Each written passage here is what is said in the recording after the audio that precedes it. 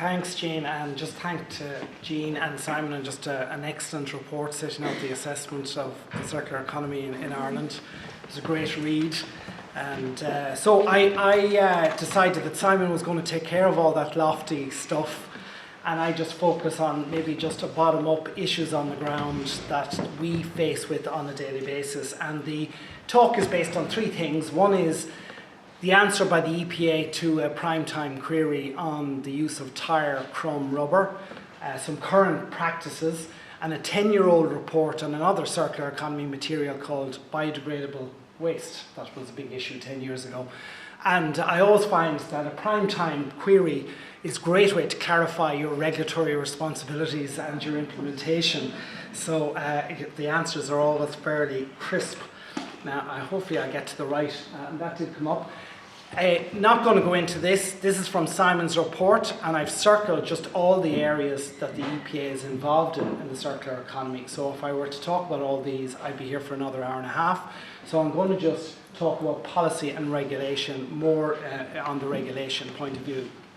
So this was the first paragraph of my answer to the prime time, setting out in very clinical language that the EPA does waste regulation, and by the way, it does a bit of end of waste, which is very much part of the waste framework. But then as you start to get the smaller print, we try to explain to the reporter that the Commission has a role in setting out criteria of end of waste, and under Section 6, and so does the EPA. But anyone can apply to the EPA for end of waste. They just need to comply with all this big long list of stuff that no one has set out criteria for. There are no frameworks for us to assess against, and it's anyone's guess about what is the best way to go forward on those. So when they were suitably confused, they came back and said to us, they came back, and where am I there on this? So we tried to explain to them, we've been doing this for quite a while. So here are some of the materials that we've dealt with over the last 20 years in the EPA. We did a lot of fun determining whether we could allow tallow that came from the rendering down of animals to be used in the boilers of various places. And then we had, oh yes, it's all right for Irish tallow, we said, but Arthur Cox came back and said, well, what about English tallow? And we said, we're not sure about English tallow, because then we're importing it and all of that. But anyway, we sorted that out. Then we had chicken litter around the Monaghan area. Can we use that as a fuel? And BSE and all this stuff, could we do that? And we said, eventually that's okay. And then we said recycled oil, could that be used for asphalt? And then there was a lot of stuff, because we're dealing with a few little things around dioxins at the time. And eventually we said, yeah, that's okay, because you know the oil is entrained in the limestone prevents emissions, and a lot of effort. Animal byproducts and land spreading, you know, that was, and when things go right, we got things like Enrich. Enrich were able to develop a compost standard on the basis that the EPA had funded a research report saying, what is the compost standard? And once we did that, we were able to convince the NSAI to say, hey guys, would you do a standard? And eventually they did, and eventually once they issued the standard, then a company was able to say, we meet that standard, and was able to sell it. So that's when things go right.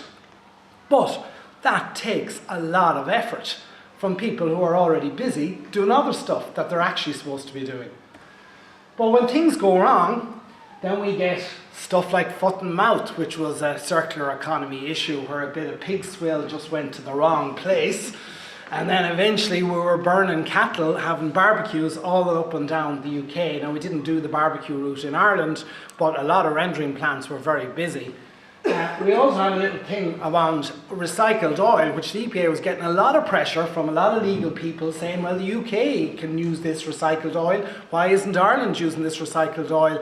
But before we knew it, this was coming in and it was being used in a boiler that was heating breadcrumbs that then translated to the recall of all pork products throughout Europe from Ireland. Then we had a little thing about, we have a HRT factory that makes HRT tablets down in NESC, and they were giving their waste to a company, and they had the stuff that had the sugar coating tin over here, and then they had the tin that is the sugar coating but it had a hint of HRT, but they kind of got mixed up, got exported to Europe, and then a whole load of pigs had to get slaughtered again. So when things go wrong, So here we have a number of questions now. So we could do a vote here. Which way should the EPA go on these issues? Should we, hands up, should we make products derived from incinerator ash? Kind of difficult. Hands up, contaminated soil for brownfield restoration in the park near you. Hands up, railway sleepers and garden design. We have a few pallets out the back. Would you like to take some home for your gardens? I've already got them. Okay, sewage sludge, really good nutrients. Anyone for cabbages, fertilizers, anything like that? Or maybe sewage sludge from the local wastewater treatment plant, circular economy. Could get a bit of AMR while you're at it, but you know. So again, these are issues that come to the EPA on a regular basis, and there isn't a regulatory regime for us to make decisions against. There is no funding model, and we don't have a legion of staff just waiting to take these and deal with them. So this is something that I think RPS is dealing with at the moment, which is a simple thing. Sands and gravels, should they come into the circular economy? You wouldn't think that sands and gravels would generate this complexity of should you give it and be able to use it, or sorry, C and D, should you use it to make gravels for construction? Well, that's just it. That's probably page 556 of the 700-page report we're going to get on this for us. But who benefits? Taxpayers paying us to generate this for the benefit of one company who'll make a profit. So, is there a role here for paying for this to be done? Is there a role here for central government to take this on? Is there a research agency that needs to do with this full time and just deal with it? So anyway, that started me thinking as Jean asked me, have you got your presentation yet? And I said, oh Jesus, when will I get this? So I came across a report by John Curtis, another economist. How many economists are in the room here today? There's a few, I'd say, yeah. So we were dealing with a mountain of biodegradable waste that we had to divert out of landfill to meet UU targets, but nobody bloody wanted the stuff. Well, that was a circular economy. So we created, from an economic point of view, 10 options for diverting biodegradable waste from landfill and coming up with something that somebody wanted. This was actually the abstract of it. Well, when I looked through that abstract, that's like I said, that's exactly what I want to say at this conference today. Because the top 10 things to deal with biodegradable waste, a product that nobody particularly wants and we're producing loads of it, is exactly the top 10 things that we have to deal with waste, that we have loads of it and nobody wants it. So, very quickly, because I'm conscious I've only 15 minutes, I'm going to go through a slightly hybridized version of these 10. So, the first thing is, sorry, here are they, I might as well give you them. So, obviously, the first thing is, you know, we all need to change. And I mean, it's no point saying the consumer has choice. None of us had a choice today about whether we use plastic forks or plastic disposable cups or plastic this or plastic that. There is a problem when we are faced with a deluge of one-off disposable stuff when we come to conferences like this. And this is no criticism of this conference, I have to say, but it just says that something else has to give. There has to be a market signal that maybe that plastic knife that's down there maybe should cost €2 a pop. And maybe we might get washable knives, you know, as a way to do it. So the second thing, we need to resource the creation of standards. I'm going to go through these. They're on the slide. It'll take me as long to explain them and show you the picture, so I'll just show you the picture, okay? So this is what the society looks like right now, a feeling of helplessness around consumption. And one of the things I read recently, our first choice should be refuse.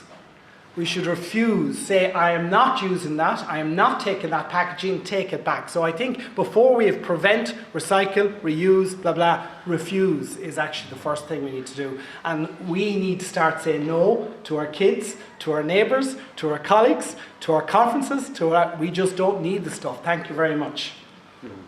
We need standards. This is a really eloquent UK standard that was done for all the right reasons, but that probably cost a fortune. And the nice thing about this is at the bottom, it's a formal statement of end of waste, notified to the European Commission, has the effect of law, It can be used and relied upon by recyclers without further recourse to environmental regulators. I really like that last bit. Without further recourse to environmental regulators.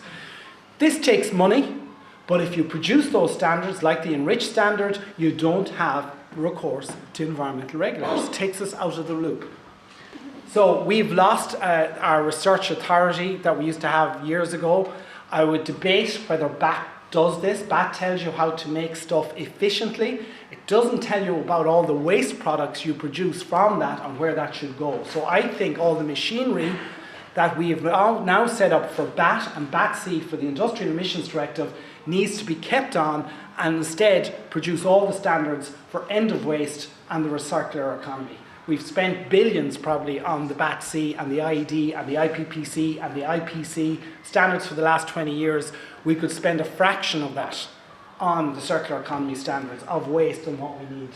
Recovery versus end of waste. So this is part of my response to prime time, trying to explain when recovery is not recovery and when end of use is not end of use. So recycling and the production of useful products is considered a recovery operation. And if you make useful products, good luck to you, and you can get someone to buy it, great. But it is not end of waste, and there is no compunction on anyone to come near us to look for an end of waste. So people happily recycle and recover materials and produce viable products that are sold on and used by people. The problem is when things go wrong. So we were asked because when I'm totally confused, the reporter says, well, who monitors this stuff?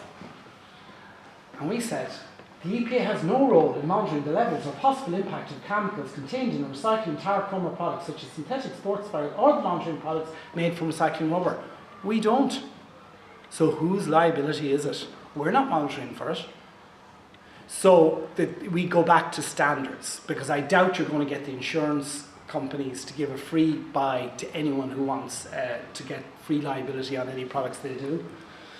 So this is really interesting. I run a little scouts troop, and part of that is that we teach them how to cook, and we teach them about food waste, and we teach them about camping and hygiene and all of this. They have a lovely kitchen in this community hall, which I blacked out for FOI reasons.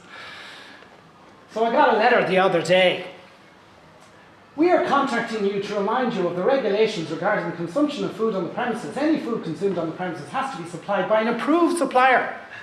A minimum of 2 weeks' notice must be given to the community centre. A copy of the supplier's insurance and safety certificates must be forwarded to. No home-baked goods are allowed to be consumed, but pre-packed buns, cakes, sweets, crisps and fizzy drinks are allowed to be consumed on the premises. However, you need to ensure that your insurance policy has adequate products liability insurance, as our insurance will not cover this. And as I'm sure you'll appreciate, we need to ensure that all groups are following the above so that we can meet the requirements of the Food Safety Authority. So who's here from the Food Safety Authority? No. So you can kick Healthy Ireland, the obesity, learning to cook, all of the things about cooking at home, packaging, all of that stuff goes out the window, and this is the interpretation by the very nice, I have to say, community centre manager, but this is the interpretation of the guy at the bottom of the list of all the regulations that we collectively here are responsible for. So I've yet to have the meeting with this guy, so I'll let you know how it gets on with him. And I tell him all we're doing is teaching them how to cook. So anyway, apathy is a big issue. No one gives a damn. We're all very busy, you know, and then gives the pre-packaged bun any day. I haven't time to be getting the ingredients together to make buns and Victoria sponges. So, but Live Green is our contribution to this. We need to spend a lot more money in this. We need to make sure that this is in an app form. We need to make sure that people have the information to Live Green, and we'll continue to do our work on that. We need to do a lot of research. We've spent about $1 million plus on the Consensus project, which is trying to see what products do we need into the future in order that we can now start developing them to make sure that we get to a circular economy. Communities are essential to this. If communities don't buy into this, if they're not part of the quality of recycling, them seeing where the recyclates go, them producing employment for people in their community to use these you might as well give it up. If they don't put the peer pressure on local companies, on local hotels to deliver good quality plastics to Wellman, then I think we're lost. So I think community has to be brought into this as well. And this is some of the work that I was doing with the leader companies to try and seed some ideas for communities on what they need to do to try and buy into this triple thing of health, economy and the environment, trying to encourage companies to come forward with ideas so leader could expand it. Green procurement, we've heard about already, but there is a need for a social clause. That means if it's always the cheapest, if 60% of the marks go for the cheapest person coming in, guess what? The cheapest person will always win. So community gives you other stuff. So you need to be able to put in a social clause in not only public procurement, but private procurement. That means if you have assisted employment, if you're in the community, you know what? You get 50% of the marks. Good luck to you. You get the contract. And the problem is places like the mattress recycling, once it goes to national tender, they're getting wiped off the list because the big waste companies come in and say, we can do that cheaper, we'll centralise it, we'll have a big machine, 2 staff, do the whole country, cheapest chips, give the tender to us. Boomerang recycling then is scraping around the edges for everything else unless you have a social clause. We need to move from 80% of what we produce is used once and discarded, and 1% of the valuable aid. So it's great to hear some of the work, and I'll definitely get those reports from the Scientific Advisory Commission.